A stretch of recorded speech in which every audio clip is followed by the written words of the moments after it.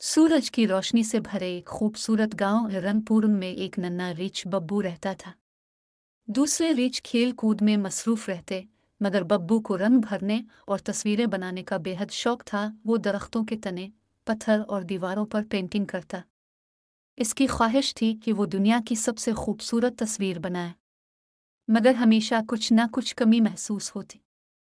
एक दिन जब वो अपने दादा के पुराने संदूक में खोज लगा रहा था, तो उसे एक बोसीदार डब्बा मिला। जब उसने इसे खोला तो अंदर एक सुनहरी दस्ते वाला बुर्श था, जिसके रेशे बादलों की तरह नरम थे। ये तो जादुई लगता है, बब्बू ने हैरानी से कहा। वो फौरन बाहर भागा और नीले रंग में बुर्श डुबोकर हुआ में एक लकीर खींची। विश अचानक एक नीला तितली हुआ में जिंदा होकर उड़ने लगी। बब्बू की आंखें हैरत से फैल गईं। क्या मैंने ये बनाया? इसने एक सेब बनाया, पटौह। वो जमीन पर आ गिरा, बिल्कुल असली और सुर्ख। वाह, ये तो कमाल का बुर्श है। बब्बू खुशी से उछला, लेकिन ऊपर दरख्त पर एक चालाक कौवा कावली सब कुछ देख रहा था। वाह, ये बुर्श तो मैं हासिल करके ही रहूंगा।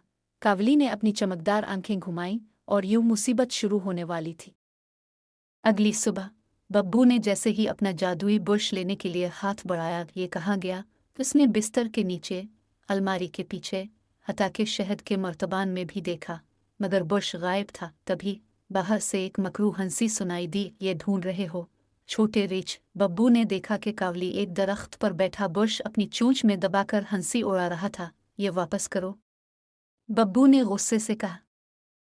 हा हा, पकड़ सको तो पकड़ लो। कावली ने बुर्श घुमाया और हुआ में एक जोरदार झक्कड़ बना दिया। वावश, बब्बू हुआ में लुढ़कता हुआ दूर जा गिरा। कावली ने खुश होकर बुर्श से एक बड़ा सा केक बनाया और छिपक वो एक नन्हे गुलहरी के सर पर आ गिरा। यह तो बहुत खतरनाक हो सकता है, बब्बू ने सोचा।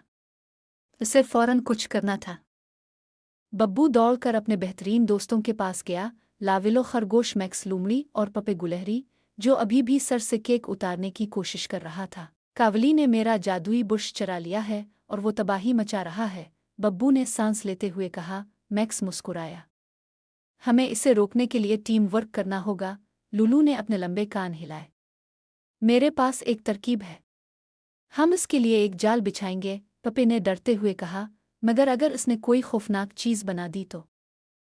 बब्बू ने गहरी सांस ली। यह सोचने का वक्त नहीं था, उन्हें फौरन कुछ करना था। मैक्स ने कावली को मशगूल करने के लिए एक तरकीब सोची। हुआ कावली, ये बुर्श तो कमाल का है। क्या तुम बेरियों का पहाड़ बना सकते हो? कावली खुश होकर बेरियों का पहाड़ बनाने लगा और मजे लेकर खाने में मसरूफ हो गया। उधर लूलू और पपे ने खामोशी से इसके ऊपर जाल फेंक दिया। अब पकड़ लो, मगर कावली ने जोर से अपने पर फड़फड़ाए और जाल से निकल गया। हा, तुम मुझे पकड़ नहीं सकते। और फिर उसने एक खौफनाक चीज बनाई, एक बहुत बड़ा सब्ज चिपचिपा राक्षस, जिसकी आंखें चमक रही थी। बब्बू और उसके दोस्तों ने चीख मारी। यह तो बहुत बुरा हो गया, पपी कांपने लगा। बब्बू ने अपने पंजे मुट्ठी में बंद कर लिए। मुझे कुछ करना होगा, राक्षस धारते हुए आगे बढ़ा। मगर बब्बू के जहन में एक तरकीब आई। अगर कावली गलत चीजें बना सकता है तो मैं अच्छी चीजें बना सकता हूँ। बब्बू ने अपने आमबुश से एक सुनहरी पिंजरा बनाया। छन, पिंजरा हुआ में जाहिर हुआ और राक्षस इसमें कैद हो गया। दोस्तों ने खुशी से तालियां बजाएं, मगर कावली ने एक जबरदस्त तूफान बना दिया। बिजली के कड़ाके। बब्बू जल्दी से एक तरफ हटा और जोर से बोला। कावली, ये असल फिल्म नहीं है, तुम सिर्फ तबाही मचा रहे हो।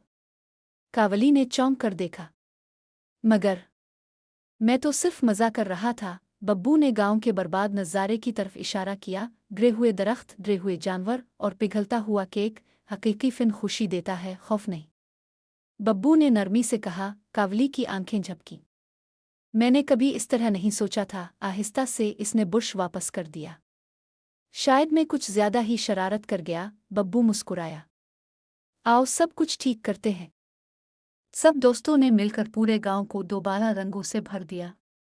दरख्त फिर से हरे भरे हो गए, नहरें चमकने लगे और आसमान नीला हो गया। कावली ने भी अपने बुर्श से एक खूबसूरत कौस कज़ा बनाए।